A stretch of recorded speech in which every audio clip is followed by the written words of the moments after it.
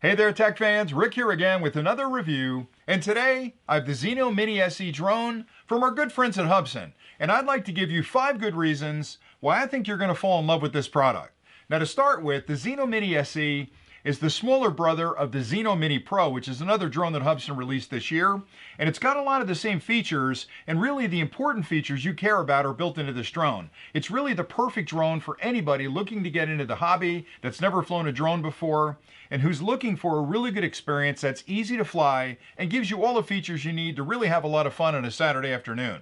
So the first thing you'll want to know about this drone is it weighs less than 250 grams, and that's important for a few reasons. Number one, it means the drone is nice and small. It's really easy to bring along on a vacation, doesn't take up a lot of space in your suitcase. Also, being under 250 grams means in the United States, you won't have to worry about registering it with the FAA. You can basically charge up the drone, charge up the controller, and go out and just start flying it. Now, of course, you want to fly responsibly, stay away from airports, stay under 400 feet, keep it in visual line of sight, don't buzz your neighbors, but you can have a lot of fun with it and not have to worry about the registration process with the FAA. Another important feature about the drone is it has an incredibly strong connection topology between the drone and the controller. A lot of drones on the market, especially smaller drones like this, rely on a very weak Wi-Fi signal, which does great if it's in close, but if you fly more than a couple hundred feet away, you may lose connection with the drone, and then all bets are off. You're not going to be sure what happens with the drone when you lose that connection.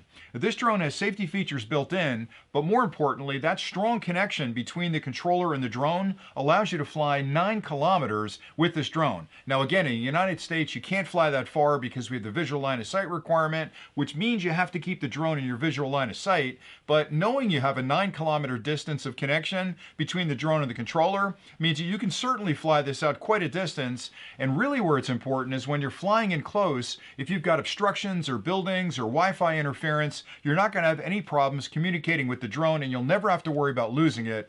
The other thing that's really nice about the drone is it has safety features built in so that in the unlikely event that you do lose connection with your controller, the drone realizes it's no longer talking to you.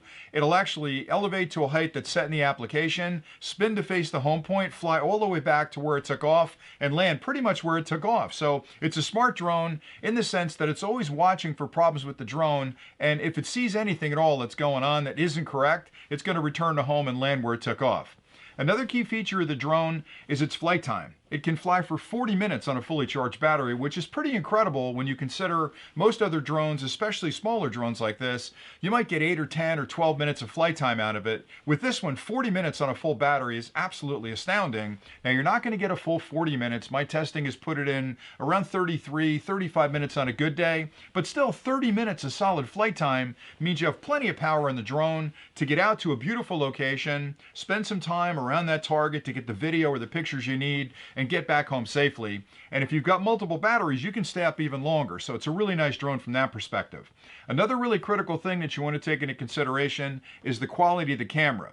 Now the Mini SE actually has a 1/2.6-inch sensor, which provides 4K video at 30 frames a second, as well as 48 megapixel pictures, which means you've essentially got a DSLR camera up in the sky, taking video and taking pictures for you. You couldn't ask for a better camera in a drone this size. So putting it up in the air, having a lot of fun flying it is the main reason you're buying it, but you'll also want to capture some amazing footage when you're up there, and the drone has that camera built in.